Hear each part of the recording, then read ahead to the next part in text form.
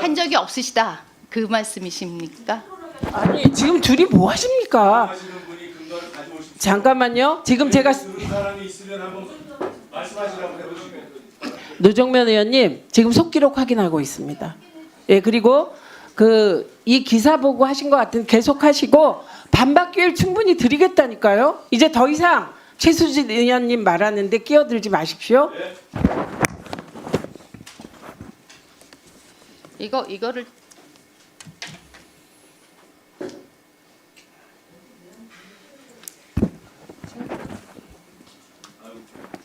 네, 하십시오. 질의하십시오. 최수진 의원님. 이거 돌리세요.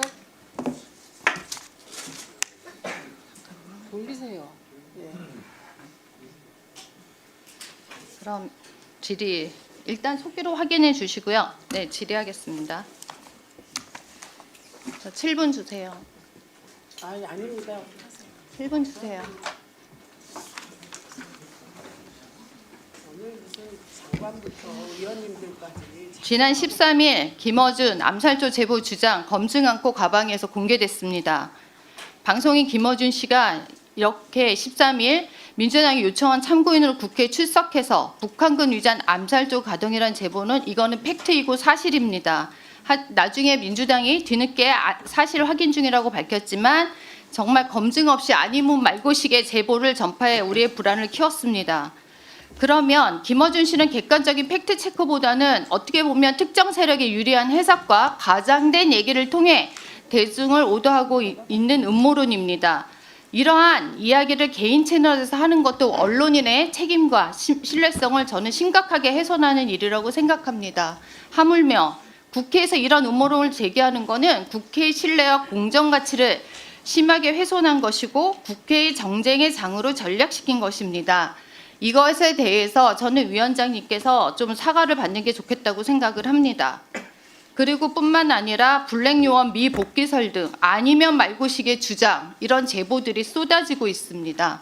이런 카더라 뉴스 이런 거는 불안과 국민들의 불안과 공포를 조장하는 행위이고 국민을 기만시키는 것이라고 저는 생각합니다.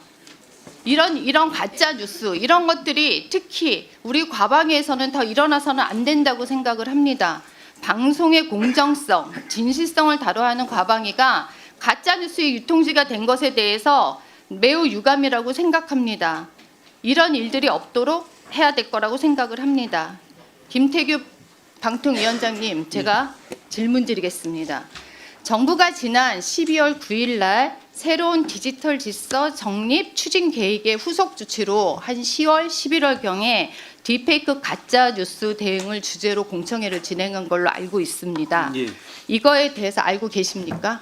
아마 이게 과기정통부에서 공론화를 진행을 했고 그 결과도 발표한 거로 그렇게. 네, 맞습니다. 그리고 응답자의 94.5%가 가짜 뉴스가 개인과 사회에 미치는 영향이 심각하다라고 응답했고 84.9%는 딥페이크를 활용한 가짜 뉴스가 일반적인 가짜 뉴스보다 더 부정적이다 이런 말을 했습니다. 그러면 이에 대한 피해 예방은 어떻게 하면 좋을까? 효과적인 방법이 뭘까? 이거에 대한 질문에는 강력한 입법 및 정책 요구, 또 정부의 정책으로 범죄자에 대한 처벌 강화 이런 것들을 예. 요구한 걸로 알고 있습니까? 맞습니까? 예, 팩트는? 그렇게 알고 있습니다.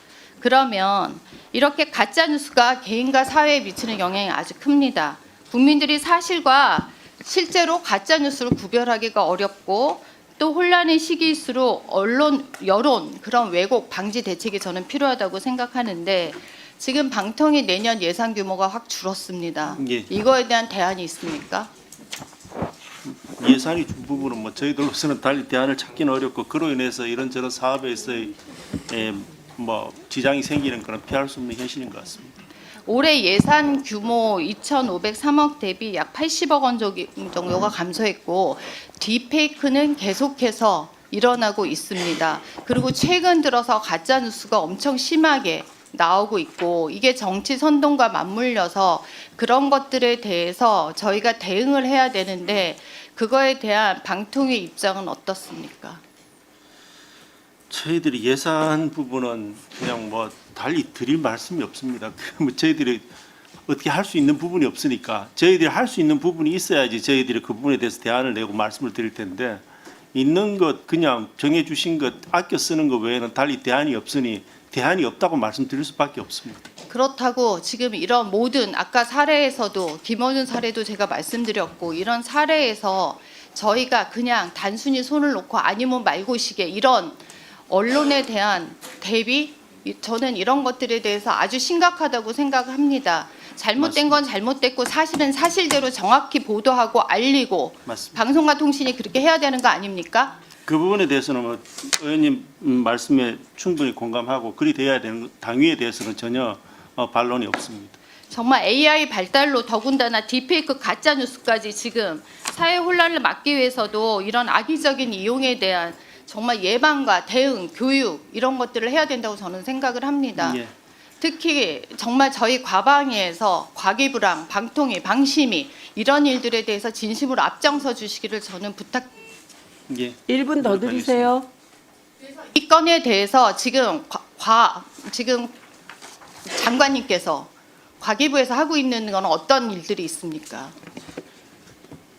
예, 그 기술적으로 딥페이크나 또는 뭐 여러 가지 보이스 피싱이나 여러 뭐 스미싱, 큐싱 여러 가지 이제 문제를 일으키는 것을 기술적으로 빨리 발견하고 차단하는 그런 연구개발 노력을 기울이고 있습니다. 지금 현재 팩트 체크는 역량 교육, 디지털 윤리 연구 이런 것들에 대해서 진행되고 있습니까? 네, 물론 그것도 포함해서.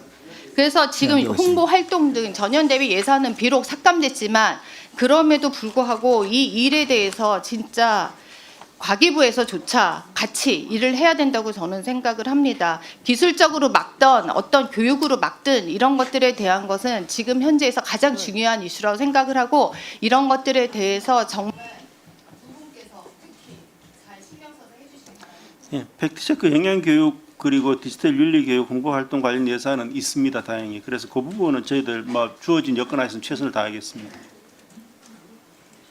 네, 저희 역할도 다 하겠습니다. 자, 띄우세요. 하나만 확인할게요. 최수진 의원, 저보고 사과하라는 겁니까? 김호진 씨를 데려다가 사과하라는 겁니까? 그러니까 무슨 뜻이에요? 자, 띄워보세요. 조선일보 보도입니다. 언론에 이미 보도가 났기 때문에 사과할 일이 없습니다. 왜냐하면 한동훈 대표도 국회에 들어가면 죽는다. 이거 다 보도된 거예요. 그리고 민주당이 그 박선원 의원실의 1차 보고 내용이 언론에 어떻게 보도됐는데 그게 계속 업데이트돼서 이게 다 개연성이 있다. 이렇게 바뀌었습니다. 그리고 지금 핵심 부분이 사살인데요. 그게 되게 그 자리에서 저희도 충격적이긴 했어요. 그런데 조선일보 단독 보도입니다. 노상원 씨가 민간인인데 계엄을 기획했다고 지금 알려져 있어요. 그런데 그 수첩에서 사살 단어가 적혀 있었고 최근에는 이성윤 의원도 사살 수거 대상이다.